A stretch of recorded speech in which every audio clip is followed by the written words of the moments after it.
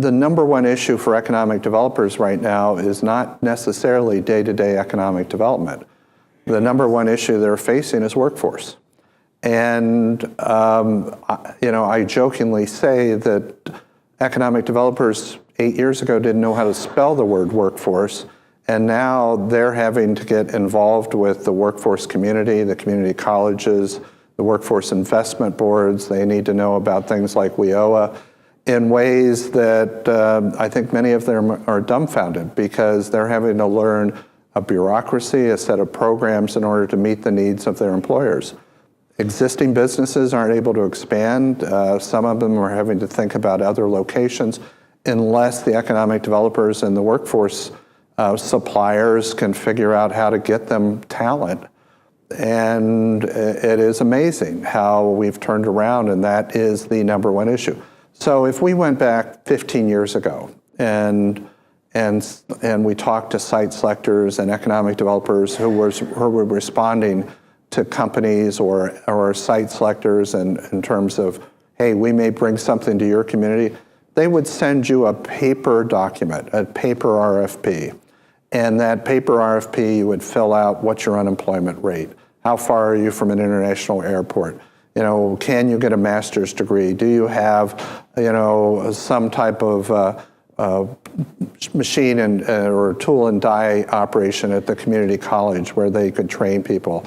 There would be just hundreds or dozens of questions that you would have to provide the site selector. Well, fast forward to today. Many communities are eliminated from the equation, and they never knew they were eliminated because they never got a survey. The site selectors all have technology. They have databases that they subscribe to or have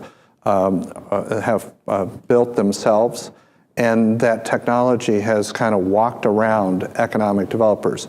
Kind of in response to that, economic developers have built pretty fancy websites to try to tell the story, hoping that site selector or company might stop by the website if they are really trying to research a company and figure out, is there anything else I need to know? And there is the place that economic developers and their community leaders can tell alternative stories.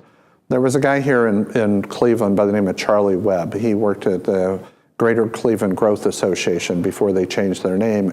And he said, we get one bad number and it might take us out of the running. But oftentimes there's a story behind that number, and that's the issue that many economic developers are trying to deal with. How do they, in a technologically way, tell the story about maybe graduation rates at the public high schools, or how do they tell the story about the price of clerical staff if it seems higher than the national average? The site selector isn't necessarily going to find that in their databases. So the economic developer needs to find a different way of articulating that. Part of that will be through a website. Some part of that will be electronic newsletters. Part of that will be getting in front of these site selectors in new and different ways. I think many people, when they start out in the profession, they don't even know that they need to understand all the data about their own community. What is the concentration of certain industries within their community? Where is the raw talent, and what skill level is that raw talent at? How many flights per day internationally going out of your regional or national airport? We were doing, Montgomery, Alabama has submitted a proposal to have an IEDC conference, and we were debating this the other day, and I just went online and I said, you realize there's a total of 7 flights a day out of Montgomery. Well, that took them out of the running very quickly. There are 7 flights a day out of Cleveland to Toronto, I think. So, and it's data like that you need to know and have at your availability if you're talking to a company executive and saying, here's how we can help you. Here is the data about our community.